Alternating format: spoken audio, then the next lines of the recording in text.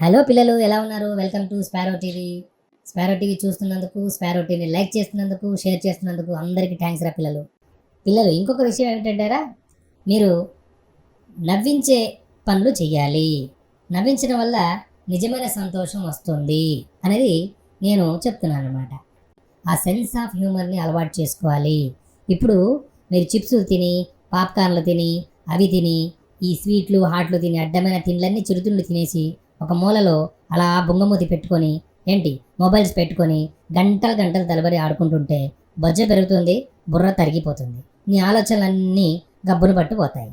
దీని మీ పేరెంట్స్ ఏమైనా అడుగుతున్నారా? లేదు. బాబు రా నాన్న, బాబు ఇది తినమ్మా అని 1కి 4 సార్లు నోట్లో కుక్కుతూనే ఉంటారు తప్ప పిల్లోడు ఆడుకోవట్లేదు, మొబైల్స్ లేకుండా ఫిజికల్ గేమ్స్ ఆడట్లేదు అని శారీరకమైనటువంటి ఆ ఏదైతే ఎక్సర్సైజ్ ఉంటుందో అది చేయలేక ఒక ముద్దులాగా తయారైపోతున్నారా పిల్లలు మీరు కూడా.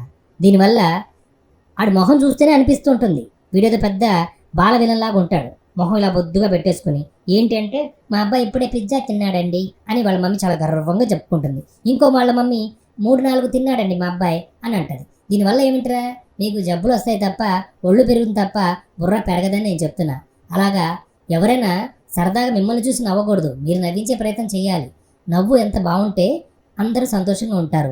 మీరు నవ్వుల్ని పంచుకుంటూ మనుషుల దగ్గరకు అవ్వాలి తప్ప మొహాలు సీరియస్గా పెట్టుకొని మర్యాద లేకుండా మాట్లాడడం ఏమిటండి, మీ పిల్లల్ని ఎలా పెంచారు అని చెప్పి మీ తల్లిదండ్రులని వాళ్ళు అడగకుండా చక్కగా నమస్తే అంకుల్, నమస్తే ఆంటీ, నమస్తే అన్నయ్య అని చెప్పి మీరు ఒక మంచి వరుసలో కలుపుకొని నవ్వుతూ ప్లీజింగ్ పర్సనాలిటీ అంటారు. ఆ ప్లీజింగ్ పర్సనాలిటీతో నవ్వించి కవ్వించి హ్యాపీగా వాళ్ళని ఎంటర్టైన్ చేయగలుగుతుంటే వాళ్ళు మీతో బాగుంటారు, వాళ్ళు సంతోషంగా ఉంటారు, మీరు సంతోషంగా ఉంటారు.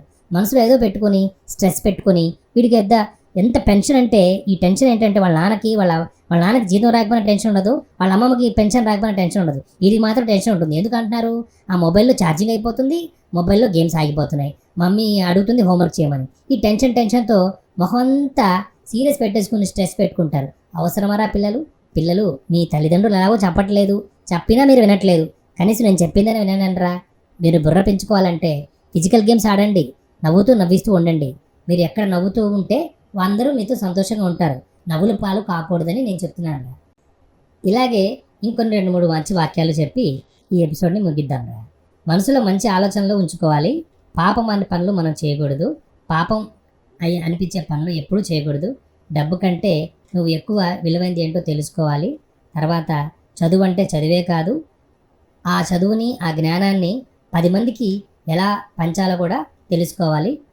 పిల్లలు, చదువులో మనం గ్రేట్ అవ్వాలి, కానీ అప్పుడప్పుడు మనం సరదాగా అందరినీ ఎంటర్టైన్ చేస్తూ మనందరితో కలిసిమెలిసి ఉండాలిరా. ఓకేనా? చక్కగా మీరు వింటున్నారు కదా, వీటిని అవలంబించడానికి, వీటిని ప్రాక్టీస్ చేయడానికి ప్రయత్నం చేయండి రా. మరొక చక్కటి వీడియోలో మళ్ళీ మీ ముందుకు వస్తాము. అంతవరకు చూస్తూ ఉండండి ద స్పారో టీవీ.